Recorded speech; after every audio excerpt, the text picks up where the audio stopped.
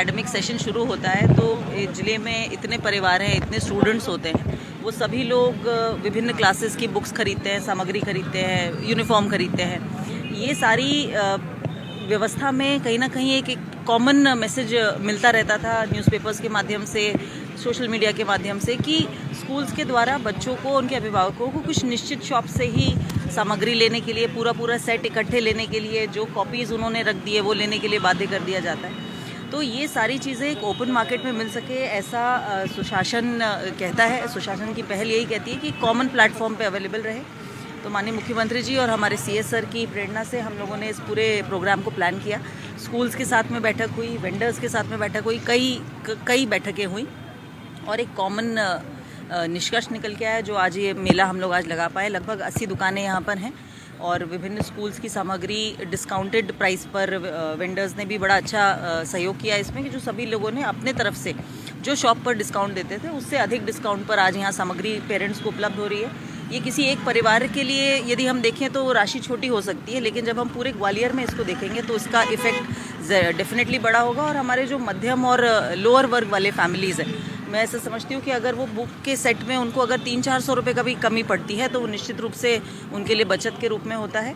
एक बहुत अच्छा प्रयास यहाँ पर हुआ है और सारी पूरी टीम की इसमें बहुत मेहनत लगी है। लगभग 1 माह से हम लोग इस पर काम कर रहे थे। मैम, एक इनिशिएटिव आपके द्वारा लिया गया है कि जो परिवहन लोग हैं, अगर वो ज़रूरतमंद लोगों को अगर किताबें देते हैं तो शायद उनकी मदद हो पाएगी। बिल्कुल, यहाँ एक बुक बैंक हमने बनाया है और ऐसे सभी अभिभावक जो अपने बच्चों की अच्छी कंडीशंस की बुक को हम लोगों को दे रहे हैं पिछले साल की, तो हम प्रयास करेंगे कि सारे जो स्कूल्स हैं, जिस संबंधित स्कूल की वो बुक्स हैं, उनको वो बुक्स उपलब्ध कराएंगे। और जो गरीब बच्चे हैं या जो लोग इस बार लेने में सक्षम नहीं महसूस कर रहे हैं, उनको निःशुल्क ये बुक्स मिल सके। ये रीयूज़ और रिसाइकिल का भी एक बहुत अच्छा उदाहरण है।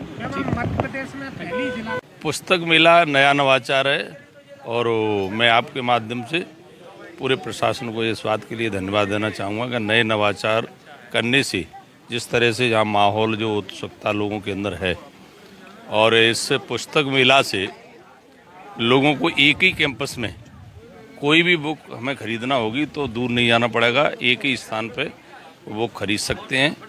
और उसमें जो सब्सिडी मिलेगी, छूट का जो प्रावधान रखा है, ये भी बहुत प्रसन्नता की बात है। जो बच्चे कमज़ोर हैं, जो सोचते हैं कि हम पूरी इकट्ठी बुकें नहीं खरीद सकते हैं, तो उनके लिए ये प्रावधान रखा गया है। और निश्चित रूप से ये सफल मेला होगा, पुस्तक मेला, और इस मेला ये प्रदेश में उदाहरण बनेगा। अन्य जिलों में भी इसी प्रकार से मेले लगे।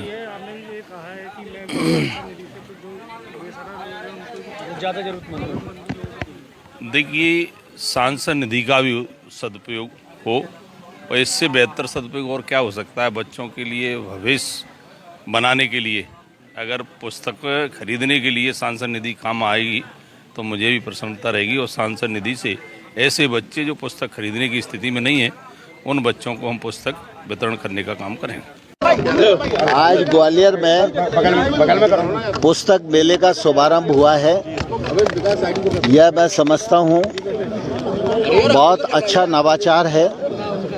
इससे गरीब और मध्यम वर्ग के जो बच्चे हैं उनको उचित दामों पर किताबें मिल सकेंगी, कॉपियाँ मिल सकेंगी, अन्य सामग्री उपलब्ध हो सकेगी और किसी प्रकार की भ्रांति कोई ना पाले और किसी को कोई अधिक दामों पर पुस्तक बेचने का प्रयास न करे, ये सबकी इच्छा रहती थी।